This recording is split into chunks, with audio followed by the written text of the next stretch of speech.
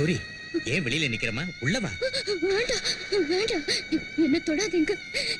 இது பயங்கரமான வியாதி, குஷ்ட ரோகம், தொத்த வியாதி. அதனால்தான் என்ன வீட்டுல இருந்து அடிச்சு துரத்திட்டாங்க. என்ன தொட்டீங்கன்னா இந்த வியாதி உங்களையும் தொத்திக்கும். வேண்டாம் வேண்டாம். இல்லம்மா, இது தொத்து வியாதி இல்ல. அந்த மகாசக்தி செஞ்சிருக்கிற சூன்ய வேலை. அவன் பொண்ணு காதல் தோல்வியால தற்கொலை பண்ணிக்கிட்டான். அதுக்கு பழிக்கு பழி வாங்கறதுக்காகத்தான் இந்த பயங்கர ரூபத்தை உண்மையில பிரயோகம் செஞ்சிருக்கான். சங்கர் ஆத்மாவை தன் பொண்ணு ஆத்மாவோட சேர்த்து கல்யாணம் செஞ்சு வைக்கிறதா சபதம் செஞ்சிருக்கான். துர்கை அம்மனோட பக்தையான நீ அந்த வீட்டுல தங்கி இருக்கிறதால அவனுடைய திட்டங்கள் பலிக்கல. அதனால தான் அவன் இப்படி உன்னவும் புருஷங்கிட்ட இருந்து பிரிச்சிருக்கான். பயப்படாதம்மா, உள்ள போமா.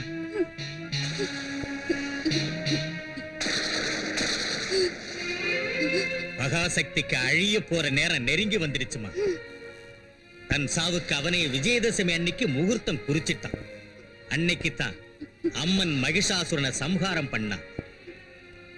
பக்தர்களால செய்யக்கூடியது பூஜைகள், கடைபிடிக்க முடிகிறது விரதங்கள். அம்மனுக்கு பிடிச்ச விரதம் ஒண்ணு இருக்குமா, அதான் பவானி விரதம்.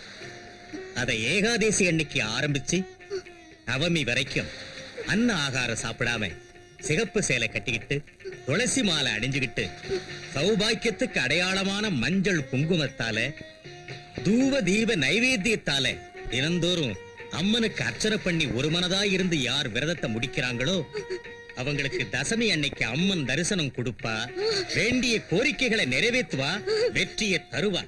அதனாலதான் அந்த தசமிக்கு விஜயதசமின்னு பேர் வந்துச்சு. உனக்கு நல்லதே நடக்கும்.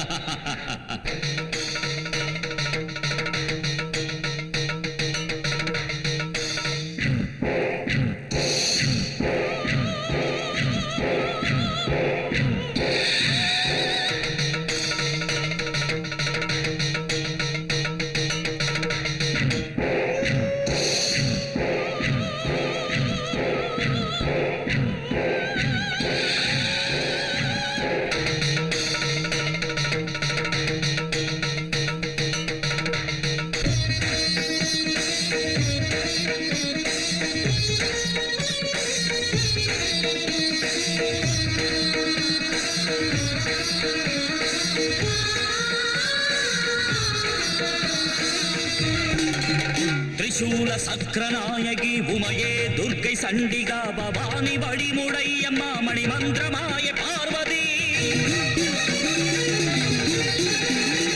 காளி அன்னை சஷ்டியே பிரபஞ்சத்தாய உஜ்ஜயினி